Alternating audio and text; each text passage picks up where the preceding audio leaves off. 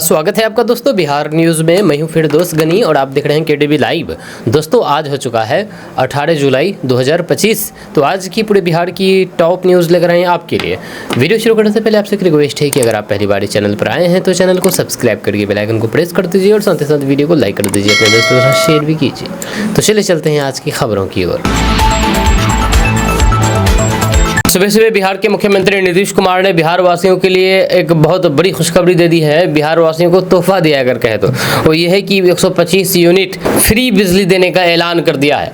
125 unit यानी कि अब आपके घर में शायद बिजली बिल ना आए, और ये चुनाव बाद से नहीं बल्कि चुनाव पहले से ही ये योजना लागू हो जाएगी। अभी जुलाई का महीना चल रहा है, इसके बाद अगस्त का महीना आएगा और अगस्त महीने से ही आपका बिजली का बिल शायद जीरो आ जाए, क्योंकि 125 यूनिट बिहार के मुख्यमंत्री नीतीश कुमार ने बिहार वासियों के लिए फ्री कर दिया है। अब हर घर में बिजली बिल शायद अब जीरो आए, क्योंकि नीतीश कुमार ने एक ऐसा ऐलान कर दिया है जो विपक्ष के मुंह से निवाला छीन लिया है, यूं कहा जा सकता है। क्योंकि कहा जाता है कि नीतीश कुमार तेजस्वी यादव की कॉपी कट कर रहे हैं, यानी कि तेजस्वी यादव अपने मैनिफेस्टो में जो घोषणा कर रहे हैं वो नीतीश कुमार इम्प्लीमेंट कर रहे हैं। चाहे 125 यूनिट बिजली फ्री बिजली का मामला हो या फिर इससे पहले वृद्धा पेंशन योजना का मामला हो। जहाँ अब ऐसा लगता है कि तेजस्वी यादव को नीतीश कुमार मुद्दा विहीन बनाना चाहते हैं। ये जानकारी नीतीश कुमार ने खुद अपने सोशल मीडिया हैंडल फेसबुक के जरिए दी है। क्या बिहार में कोई सुरक्षित है? अस्पताल में गोलीबारी पर विपक्ष पर तेजस्वी यादव का जोरदार पलटवार हुआ है। जहाँ राजद नेता और पूर्व मुख्यमंत्री तेजस्वी यादव ने बिहार सरकार पर सवाल उठाते हुए पूछा है कि क्या बिहार में कहीं भी कोई सुरक्षित है। जब पटना के एक अस्पताल में भर्ती एक कैदी को अज्ञात हमलावरों ने गोली मार दी थी। एक्स पर एक पोस्ट में तेजस्वी यादव ने कहा कि सरकारी अपराधियों ने ICU में घुस करके अस्पताल में भर्ती एक मरीज को गोली मार दी। क्या बिहार में कहीं भी कोई सुरक्षित है, ये सवाल है। क्या ऐसा 2005 से पहले हुआ है? वहीं पर इस मामले को लेकर के पप्पू यादव ने घटनास्थल पर जाने की कोशिश की तो पुलिस ने उसको जाने से रोक दिया। उन्होंने कहा है कि मैं राज्यपाल से बिहार में राष्ट्रपति शासन लगाने का अनुरोध करूंगा। जब बिहार में नर्स डॉक्टर कोई भी सुरक्षित नहीं है, ये नेता सिर्फ पैसे के बल पर राजनीति कर सकते हैं। वहीं पर पप्पू यादव ने आगे कहा है कि अपराधियों का चयन उनकी जाति के आधार पर होता है। फर्जी एनकाउंटर किए जाते हैं, ये गोली चलाने वालों को बचाते हैं। बिहार में प्रशासन नाम की कोई भी चीज नहीं है। दोस्तों विधानसभा चुनाव 2025 को देखते हुए कांग्रेस नेता राहुल गांधी एक बार फिर से बिहार दौरे पर आने वाले हैं। जहाँ दक्षिण बिहार में नक्सल प्रभावित क्षेत्र में उनकी सभा कराए जाने की तैयारी में कांग्रेस जुट गए हैं। अब तक मिल रही जानकारी के अनुसार राहुल गांधी का दौरा अगस्त माह में हो सकता है। तारीख अभी तय नहीं हुई है। जहाँ कैमूर जिले के अघोरा में नक्सल प्रभावित क्षेत्र में वह रात बिताएंगे। इसके अलावा उनकी जनसभा होगी और फिर वह गाँव में जाकर के आदिवासियों से भी बात करेंगे। वहीं पर लोकसभा में नेता प्रतिपक्ष राहुल गांधी के संभावित कार्यक्रम को लेकर के कांग्रेस अनुसूचित जाति जनजाति प्रकोष्ठ के राष्ट्रीय अध्यक्ष राजेश पाल गौतम और फिर सासाराम से कांग्रेस सांसद मनोज कुमार बुधवार को अघोरा पहुंचे और स्थिति का जायजा लिया। आपको बता दें कि चुनावी साल में राहुल गांधी लगातार बिहार दौरे पर आ रहे हैं। बीते 9 जुलाई को पटना में उन्होंने वोटर लिस्ट रिवीजन के विरोध में महागठबंधन के चक्का जाम में हिस्सा लिया था। इससे पहले 6 जून को उन्होंने राजगीर और फिर गया जी का दौरा किया था। उससे पहले दरभंगा और फिर पटना में भी आ चुके हैं। दोस्तों बिहार में ADG मुख्यालय कुंदन कृष्णन का एक बयान इन दिनों सोशल मीडिया पर जमकर के वायरल हो रहा है। उन्होंने कहा है कि अप्रैल से जून के बीच बिहार में हत्याएं इसलिए बढ़ती है क्योंकि इस दौरान किसान बेरोजगार रहते हैं। उनके मुताबिक जैसे ही बरसात शुरू होती है और खेती का काम शुरू होता है तो अपराध अपने आप कम हो जाते हैं। अब इस बयान को लेकर के जनता और फिर सोशल मीडिया पर काफ़ी प्रतिक्रियाएं सामने आ रही है। जब कुछ लोग इसे पुलिस की साफ गोई मान रहे हैं तो फिर कई लोग सवाल उठा रहे हैं कि क्या हर अपराध का कारण किसान ही है। खास करके हाल ही में गोपाल खेमका हत्याकांड जैसे मामले में तो किसानों का कोई भी कनेक्शन ही नहीं दिखता है। प्रशांत किशोर ने असदुद्दीन ओवैसी पर करारा हमला बोला है। कहा कि बिहार को हैदराबाद के नेताओं की जरूरत नहीं है। जी हाँ, बिहार की राजनीति इन दिनों गरमाई हुई है और फिर अब इसमें एक नया मोड़ तब आ गया है जब जनसुराज के संस्थापक प्रशांत किशोर ने AIMIM प्रमुख असदुद्दीन ओवैसी पर सीधा हमला बोला। जब प्रशांत किशोर ने ओवैसी को हैदराबाद तक सीमित रहने की सलाह दी है और कहा कि बिहार में उनकी राजनीति की कोई भी आवश्यकता नहीं है। जब प्रशांत किशोर ने कहा है कि असदुद्दीन ओवैसी साहब को अगर राजनीति करनी है तो फिर हैदराबाद में करें। बिहार को हैदराबाद से नेताओं बिहार को हैदराबाद के नेताओं की जरूरत नहीं है। जब प्रशांत किशोर ने आरोप लगाया है कि ओबीसी की राजनीति एक खास एजेंडे पर केंद्रित होती है और जहां जहां वे चुनाव लड़ते हैं वहां उनकी रणनीति देश को बांटने वाली और फिर ध्रुवीकरण वाली होती है। वहीं पर देश जानता है कि ओबीसी जहां पर चुनाव लड़ते हैं वहां क्या होता है, उनकी एंट्री से भाजपा को सीधा फायदा होता है। वहीं पर एआईएमआईएम प्रमुख असदुद्दीन ओवैसी ने 2020 के बिहार विधानसभा चुनाव में सीमांचल क्षेत्र में अपनी पार्टी को मजबूत करने की कोशिश की थी और 5 सीटें जीत करके सभी को चौंका दिया था। हालांकि बाद में उनके कई विधायक आरजेडी में शामिल हो गए, जिससे पार्टी को झटका लगा। इसके बावजूद भी ओवैसी बिहार में लगातार सक्रिय हैं और 2025 के विधानसभा चुनाव की तैयारियों में जुटे हुए हैं। वहीं पर प्रशांत किशोर ने जनसुराज अभियान के जरिए बिहार में नई राजनीतिक सोच और फिर नीति आधारित राजनीति की शुरुआत करने का दावा किया है। वह लगातार भ्रष्टाचार, जातिवाद और फिर वंशवाद के खिलाफ लोगों को जागरूक करने की कोशिश कर रहे हैं। असदुद्दीन ओवैसी पर हमला करके उन्होंने स्पष्ट संदेश दे दिया है कि वे बाहरी नेताओं के बिहार में राजनीतिक हस्तक्षेप के खिलाफ है। वहीं पर प्रशांत किशोर की इस बयान को आगामी चुनाव की रणनीति से जोड़ते हुए देखा जा रहा है। असदुद्दीन ओवैसी की पार्टी के सीमांचल में प्रभाव को देखते हुए प्रशांत किशोर मुस्लिम वोटों के ध्रुवीकरण को रोकने की कोशिश कर रहे हैं ताकि भाजपा को अप्रत्यक्ष लाभ न मिले। दोस्तों, बिहार में वज्रपात से 15 लोगों की जान चली गई है। यहां तक कि क्रिकेट खेल रहे बच्चे पर भी आसमान से काल बनकर के बिजली गिरी है। आपको बता दूं कि बिहार में वज्रपात से 15 लोगों की दर्दनाक मौत हो गई। जब बुधवार को मौसम का मिजाज बिगड़ा तो फिर आकाशीय बिजली गिरने से इन लोगों की जान चली गई। अलग अलग जिलों में ये हादसे हुए हैं। वैशाली में क्रिकेट खेल रहे 2 किशोरों समेत 4 लोगों के ऊपर ठनका गिरा, यानी कि बिजली गिरी और उनकी जान चली गई। वहीं पर गया, पटना, नालंदा, शेखपुरा, औरंगाबाद में भी वज्रपात से लोगों की जान जाने का मामला सामने आया है। बीते 2 दिनों में करीब 25 लोगों की जान आकाशीय बिजली की चपेट में आकर के गई है। वहीं पर बिहार में मानसून फिर से एक्टिव हुआ है, जिससे मौसम का मिजाज बिगड़ा है।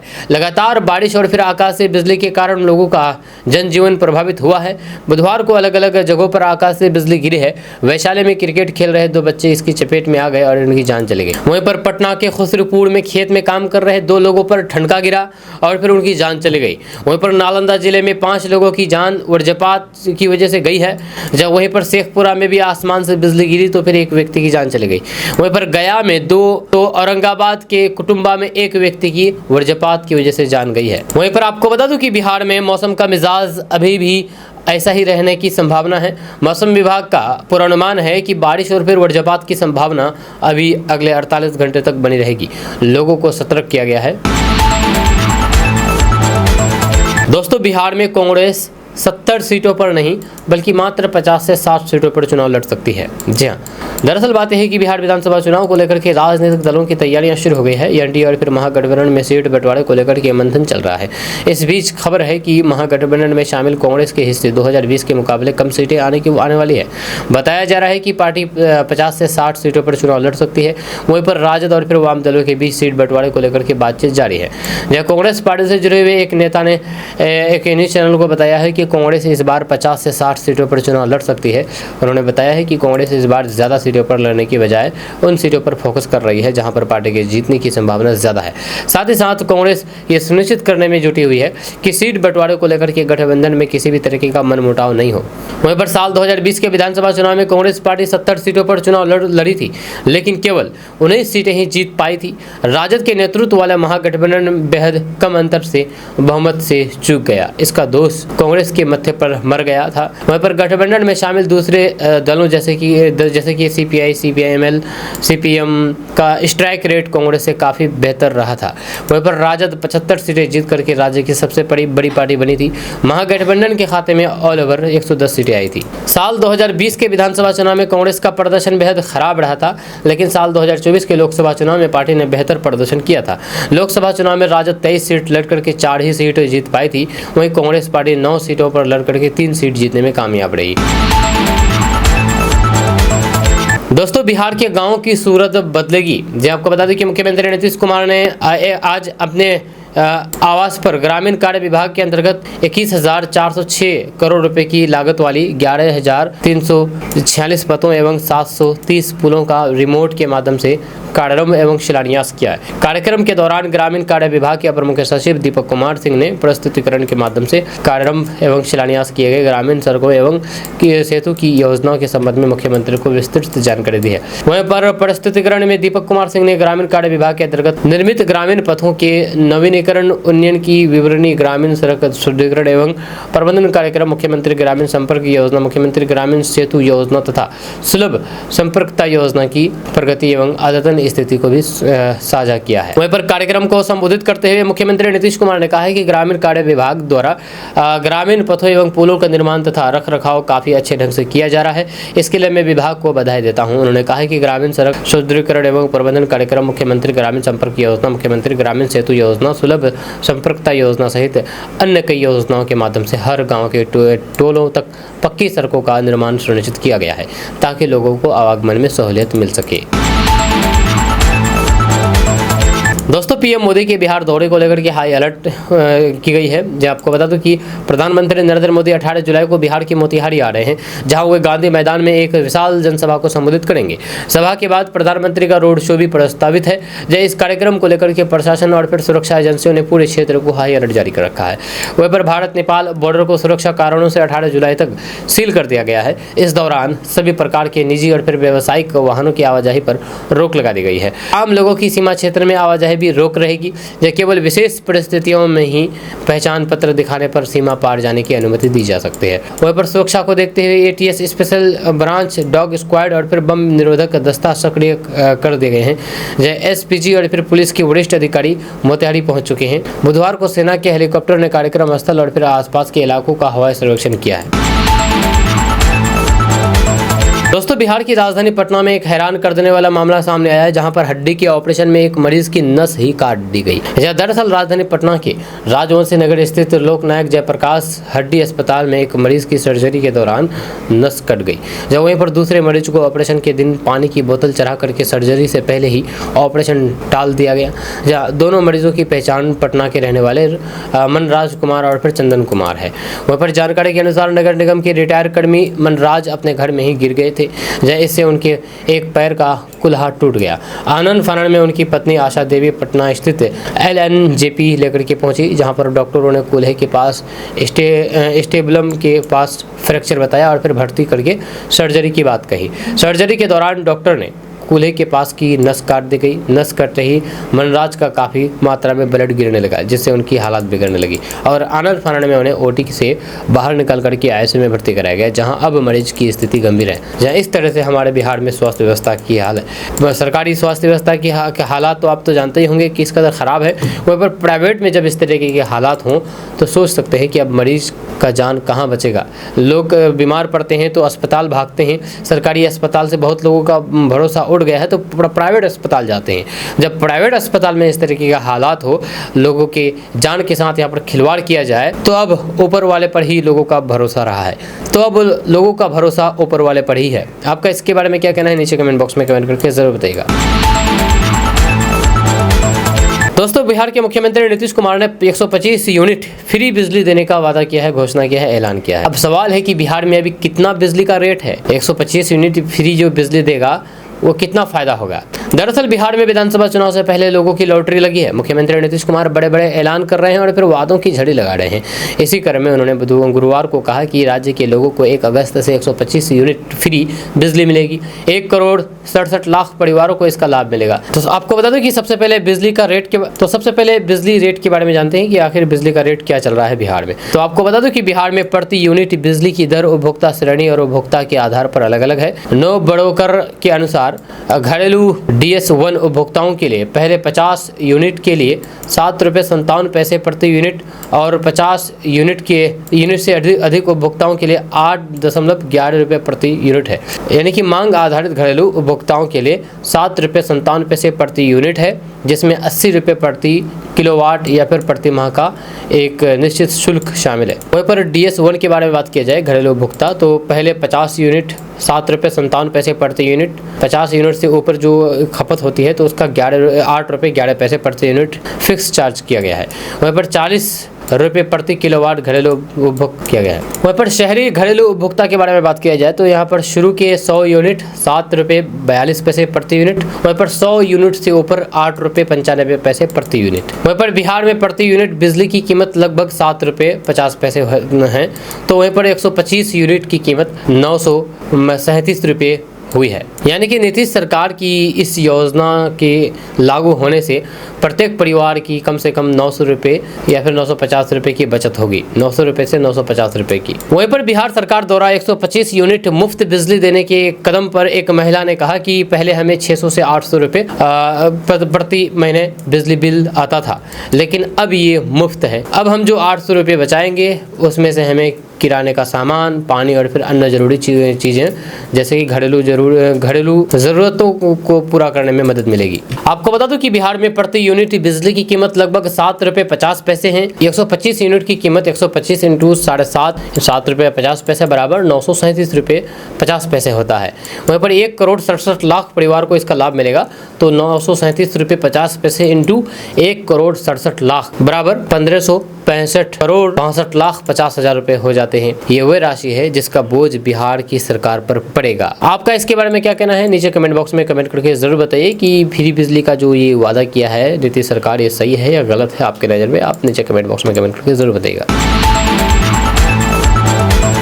दोस्तों, पटना मेट्रो को लेकर के बड़ा अपडेट सामने आया है। यहाँ पर पीएमआरसी ने तस्वीर जारी करके भावुक संदेश दिया है। आपको बता दें कि पटना मेट्रो का काम तेजी से जारी है। पटना मेट्रो का परिचालन 15 अगस्त से शुरू होगा, यानी कि मेट्रो की शुरुआत होने में अब मात्र 4 हफ्ते बचे हुए। इसी बीच पीएमआरसी ने मेट्रो को लेकर के बड़ा अपडेट जारी किया है। साथ ही साथ पीएमआरसी ने तस्वीरें भी जारी की है। दूसरी ओर मेट्रो ट्रेन भी पटना की ओर तेजी से बढ़ रहा है, जल्द ही पटना पहुँचने वाला है। यह तस्वीरें शेयर करके पीएमआरसी ने एक भावुक संदेश भी शेयर किया है। पीएमआरसी ने लिखा है कि काम जोरों पर है, जल्द ही परिचालन शुरू होगा। साथ ही साथ पीएमआरसी ने बताया है कि मेट्रो का काम कहां तक पहुंचा। पीएमआरसी ने सोशल मीडिया पर तस्वीर शेयर करके लिखा है कि गति कभी नहीं रुकती, इस्पात से लेकर के आत्मा तक आपकी मेट्रो हर मोड़ पर पूरे दिल से बनाई जा रही है। दोस्तों, चंद्रशेखर आजाद की पार्टी 100 सीटों पर चुनाव लड़ने जा रही है। जी आपको बता दूं कि आजाद समाज पार्टी ने बिहार विधानसभा चुनाव में 100 सीटों पर प्रत्याशी देने की घोषणा की है। जब गुरुवार को प्रेस वार्ता करके पार्टी के प्रदेश अध्यक्ष जौहर आजाद ने बताया है कि पार्टी की पसंदीदा 100 में से 64 सीटें ऐसी है जहां पर पिछले बार महागठबंधन की हार हुई थी और इस बार भी वहां की स्थिति कमजोर है। आंतरिक सर्वेक्षण के आधार पर इन सीटों पर आजाद समाज पार्टी पूरी शक्ति से दांव आजमाएगी। अगर बिहार में भाजपा की सरकार बनी तो फिर उसका श्रेय 2 युवराजों को जाएगा। उनका संकेत राहुल गांधी और फिर तेजस्वी यादव की ओर था। वहीं पर जौहर ने बताया है कि बचे हुए 143 सीटों पर चुनाव लड़ने या फिर किसी को समर्थन देने का निर्णय पार्टी के राष्ट्रीय अध्यक्ष चंद्रशेखर आजाद लेंगे। 21 जुलाई को वे बापू सभागार में भीम आर्मी के राष्ट्रीय अधिवेशन में उनकी उपस्थिति होनी है। दोस्तों, बिहार की राजनीति में अपने बेबाक अंदाज और जनहितैषी मुद्दे को लेकर मशहूर जन अधिकार पार्टी के नेता पप्पू यादव एक बार फिर से चर्चा में हैं। इस बार वजह है उनकी एक जुबानी भूल जिसने राजनीतिक गलियारों में हलचल मचा दी है। एक जनसभा के दौरान जब पप्पू यादव एनडीए और फिर विपक्षी गठबंधन इंडिया के बारे में बात कर रहे थे तो वे गलती से दोनों गठबंधनों को एक समझ बैठे। दरअसल पप्पू यादव मंच से लोगों को संबोधित कर रहे थे और फिर राजनीतिक समीकरणों पर बात करते हुए वे कहना चाह रहे थे कि जनता एनडीए की नीतियों से सावधान रहें, भारत गठबंधन को मजबूत करें। लेकिन अचानक उन्होंने उल्टा बयान दे दिया। उन्होंने कहा है कि हमें एनडीए को साथ देना है, भारत को हराना है। इसके तुरंत बाद मंच पर मौजूद उनके साथियों ने उन्हें टोका और उन्होंने अपनी बात सुधारते हुए कहा कि मेरा मतलब था कि एनडीए को हराना है, भारत को जिताना है। विपक्ष ने जहां पर इस जुबान फिसलने का मजाक उड़ाने का मौका नहीं छोड़ा तो फिर वहीं पर ये क्लिप सोशल मीडिया पर भी वायरल हो गई है। कई यूजर्स ने इसे राजनीतिक भूल करार दिया और कहा कि नेताओं को जनता के सामने बोलते समय खास करके जब चुनावी माहौल नज़दीक हो तो अपने शब्दों पर ध्यान देना चाहिए। हालांकि पप्पू यादव ने इस पर सफाई देते हुए कहा कि ये एक मानवीय भूल थी। जब मेरा राजनीतिक रुख बिल्कुल भी साफ है, मैं हमेशा से फांसीवादी ताकतों के खिलाफ रहा हूं और इंडिया गठबंधन के साथ हूं। मेरी पार्टी जनता के कल्याण के लिए काम कर रही है और फिर करती रहेगी। दोस्तों 35 लाख वोटर तक चुनाव आयोग नहीं पहुंच सका है। यह दरअसल बात है कि बिहार में वोटर लिस्ट रिवीजन में 9 दिन बचे हुए हैं। वहीं पर करीब 35 लाख मतदाताओं तक चुनाव आयोग अब तक नहीं पहुंच पाया है। उन्हें मतदाता गहन पुनरीक्षण का गणना फॉर्म मिलना अभी बाकी है। दूसरी ओर बुधवार शाम 6 बजे तक कल शाम तक 88.95% मतदाताओं का गणना फॉर्म जमा हो गया है, जिनकी संख्या करीब 7 करोड़ है। जहाँ 7 जिलों में 90% से अधिक गणना फॉर्म जमा किए जा चुके हैं। वहीं पर पूरे राज्य में अब मात्र 54,07,483 फॉर्म जमा कराना जाना बाकी है, जो कि कुल मतदाताओं का 6.85% है। दोस्तों भारतीय राजनीति में अक्सर बयानबाजी और फिर जुबानी जंग सुर्खियों में रहती है और इस बार बहस का केंद्र बने हैं राष्ट्रीय जनता दल यानी कि आरजेडी के नेता और बिहार के पूर्व उप मुख्यमंत्री तेजस्वी यादव। हाल ही में तेजस्वी यादव ने एक बयान दिया जिसमें उन्होंने कहा कि मैं ऐसे सूत्रों को मूत्र समझता हूं।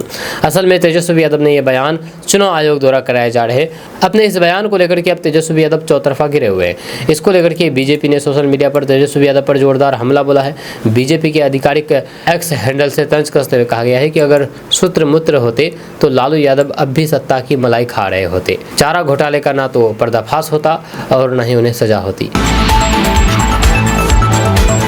दोस्तों बिहार में एसआईआर को लेकर के असदुद्दीन ओवैसी फायर हो गए हैं। एआईएमआईएम के सुप्रीमो सांसद असदुद्दीन ओवैसी बिहार में विधानसभा चुनाव से पहले चल रहे मतदाता सूची के विशेष गहन पुनरीक्षण को लेकर के मोदी सरकार पर हमलावर है। इसी मामले को लेकर के उन्होंने प्रधानमंत्री नरेंद्र मोदी पर जमकर के निशाना साधा। उन्होंने कहा कि जो अपनी डिग्री नहीं दिखाते वे दूसरों के नागरिकता का सबूत मांगते हैं। असदुद्दीन ओवैसी ने पीएम मोदी को अपनी डिग्री दिखाने की चुनौती दी है और कहा कि वे अपने प्रमाण पत्र दिखाने को तैयार हैं। असदुद्दीन ओवैसी ने बीजेपी और फिर आरएसएस पर कटाक्ष करते हुए कहा कि सरकार मुसलमानों, दलितों और फिर आदिवासियों से नागरिकता मांग रही है, जबकि उनके पूर्वजों ने देश के लिए अपनी जान दे दी है, माफी नहीं मांगी। वहीं पर एआईएमआईएम सांसद असदुद्दीन ओवैसी ने कहा है कि भारत के लिए असली खतरा चीन और फिर पाकिस्तान है, लेकिन सरकार मुसलमानों के घर तोड़ने और अधिकारों को छीनने में लगी हुई है। असदुद्दीन ओवैसी ने वक्फ कानून को गलत बताया है। उन्होंने कहा है कि ये कानून मुसलमानों की संपत्तियों की रक्षा नहीं करता बल्कि उनके अधिकार छीनता है।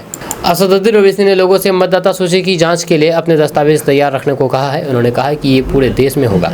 असदुद्दीन ओवैसी ने एकता की अपील की और कहा कि उनकी पार्टी संविधान के दायरे में रहकर के अल्पसंख्यकों, दलितों और फिर पिछड़े वर्गों के हकों के लिए लड़ती रहेगी। वहीं पर असदुद्दीन ओवैसी ने कहा है कि मैं बच्चों से अपील करता हूं कि वे घर जाने के बाद रील देखने में अपना वक्त बर्बाद ना करें।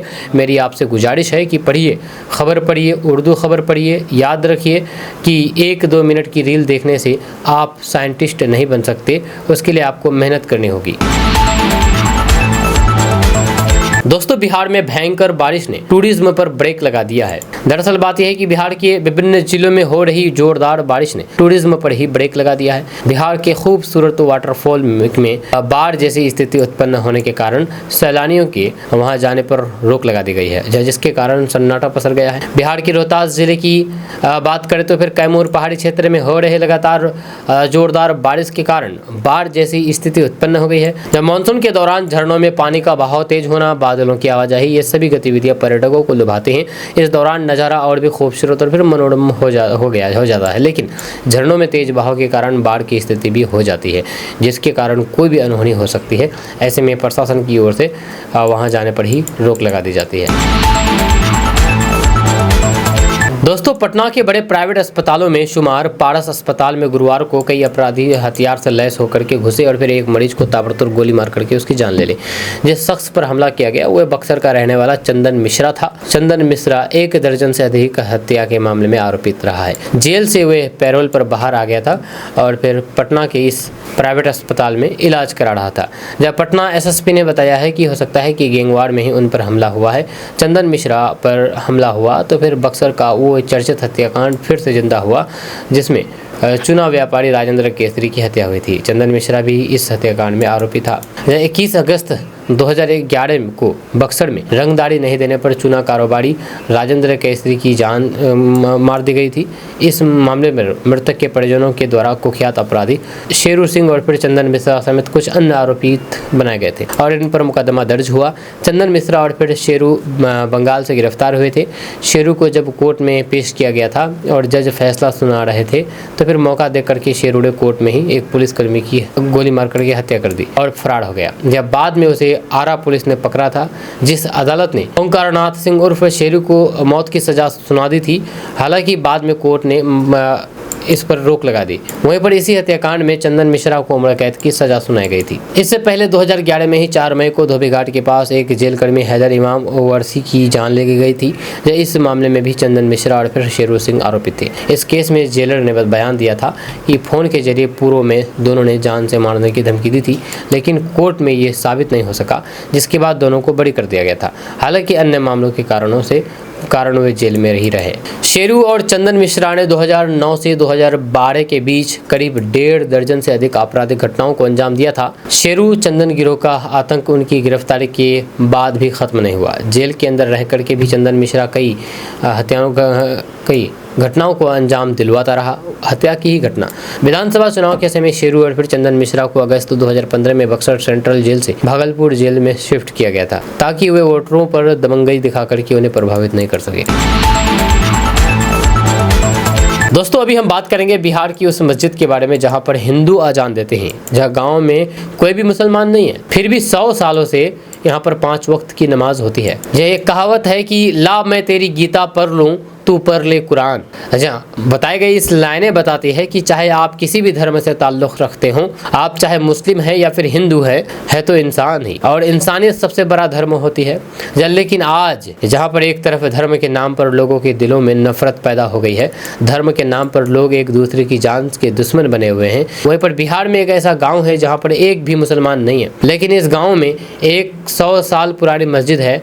ये एक ऐसी मस्जिद है जिसकी देखभाल सालों से गांव के हिंदू समुदाय के लोग करते आ रहे हैं। इस मस्जिद में 5 वक्त की अजान और नमाज होती है। यह मस्जिद बिहार के नालंदा जिले की मारी गांव में है। जब इस गांव में एक भी मुसलमान नहीं है, जब मारी गांव में से मुस्लिम कई साल पहले पलायन कर चुके हैं, अब इस गांव में सिर्फ हिंदू ही रहते हैं। इस गांव में हिंदुओं की 100% आबादी है, और फिर वहीं पर इस मस्जिद की साफ़ सफाई से लेकर के हर तरह की देखभाल देख रेख करते हैं, हिंदू ही करते हैं। जब हमारे गांव के हिंदू इस मस्जिद की देख रेख इस तरह से करते हैं जैसे एक मंदिर के करते हैं। जब वे मस्जिद की साफ़ सफाई करते हैं, इस मस्जिद के लिए मारी गाँव के लोगों के मन में बहुत आस्था है। इस मस्जिद में पाबंदी से 5 वक्त की अजान होती है। हैरानी की बात तो यह है कि गाँव में एक भी मुसलमान न होने के बावजूद भी इस मस्जिद में नमाज भी होती है। जहाँ गांव के लोगों ने बताया है कि इस मस्जिद में पेन ड्राइव और फिर माइक के जरिए अजान और नमाज होती है। यहाँ पर अजान और नमाज को रिकॉर्ड किया हुआ है, जिसे हिंदू समाज के लोग ही 5 वक्त पाबंदी के साथ चलाते हैं। जब अजान और फिर नमाज का वक्त होता है तो रिकॉर्ड की हुई अजान और नमाज को गांव के लोग स्पीकर पर चला देते हैं। इस तरह गांव में मुसलमान न होने के बावजूद भी मस्जिद में अजान और फिर नमाज हो रही है। जब गांव के हिंदू ने इस मस्जिद को सालों से सहेजे हुए हैं, जहाँ ये मस्जिद गांव के लोगों के लिए आस्था का केंद्र है। इस गांव में जब भी किसी की शादी होती है तो फिर बारात भी यहीं से निकलती है, और फिर नया जोड़ा सबसे पहले इस मस्जिद में आता है। दूल्हा दुल्हन दोनों सबसे शादी के बाद मस्जिद में आकर के माथा टेकते हैं और फिर अपनी नई जिंदगी की शुरुआत करते हैं। मस्जिद के पास में ही एक मजार भी है जिस पर नया जोड़ा चादर चढ़ाता है। जब मस्जिद के पास बनी मजार की भी हिंदू ही देखरेख करते हैं। मस्जिद को लेकर के लोगों की एक और आस्था है। माना जाता है कि मस्जिद में एक सफ़ेद रंग का पत्थर रखा हुआ है। पत्थर की खासियत है कि जब भी किसी को किसी तरीके की परेशानी होती है, जैसे कि किसी के गाल या फिर चेहरे पर सूजन हो जाती है, तो फिर इस पत्थर को घिसने से सूजन खत्म हो जाती है। नालंदा के इस गांव के लोग सालों पहले पलायन कर चुके हैं मुसलमान। जहाँ ग्रामीणों ने बताया है कि यहाँ रहने वाले मुसलमान बिहार और फिर दूसरे जिलों में जाकर के रहने लगे हैं। गाँव में अब एक भी मुसलमान परिवार या फिर शख्स नहीं है, लेकिन सालों से इस गाँव में हिंदुओं ने इस गाँव की मस्जिद को संभाला हुआ है। मस्जिद के फर्श और दीवारों को चमकाए रखने के लिए गांव के लोग रोज़ मस्जिद की सफाई करते हैं। वहीं पर मस्जिद में आजान की परंपरा को बनाए रखने के लिए यहाँ के हिंदू भाई रिकॉर्डिंग का सहारा लेकर के 5 वक्त की आजान चला रहे हैं, ताकि मस्जिद की रौनक भी हमेशा बरकरार रहे। लोग इस मस्जिद को अपना हिस्सा मानते हैं। गाँव वालों का मानना है कि मस्जिद की देख रेख करना उनकी ही जिम्मेदारी है और अपनी इस जिम्मेदारी को वे बखूबी निभा रहे हैं। वहीं पर मारी गाँव के लोग गंगा जमुनी तहजीब की एक खूबसूरत मिसाल पेश कर रहे हैं। भारत में हर धर्म के लोग रहते हैं, लेकिन आज के दौर में जहां हर जगह मंदिर और फिर मस्जिद की लड़ाई लड़ी जा रही है, वहां मारी गांव के लोगों ने एकता को बढ़ावा दिया है। गांव के बुजुर्गों ने बताया है कि ये मस्जिद उनके पूर्वजों के समय स्थापित की गई थी। ऐसे में गांव के लोग इसे गांव की धरोहर के रूप में संजो करके रख रहे हैं। यह एक शेर है कि मजहब नहीं सिखाता आपस में बैर रखना, हिंदी है हम हिंदुस्तान हमारा। अल्लामा इकबाल की इन पंक्तियों को मारी गाँव के लोगों ने जी करके दिखाया है। दोस्तों, बिहार में आगामी विधानसभा चुनाव से पहले शिक्षा के क्षेत्र में क्रांति लाने वाले सुपर 30 के संस्थापक आनंद कुमार के भाई प्रणब कुमार ने आरजेडी का दामन थाम लिया है। जहां राजद नेता और फिर बिहार विधानसभा में विपक्ष के नेता तेजस्वी यादव ने प्रणब कुमार को पार्टी की सदस्यता दिलाई है। प्रणब कुमार के राजद में शामिल होने से पार्टी को नई ताकत मिलने की उम्मीद है।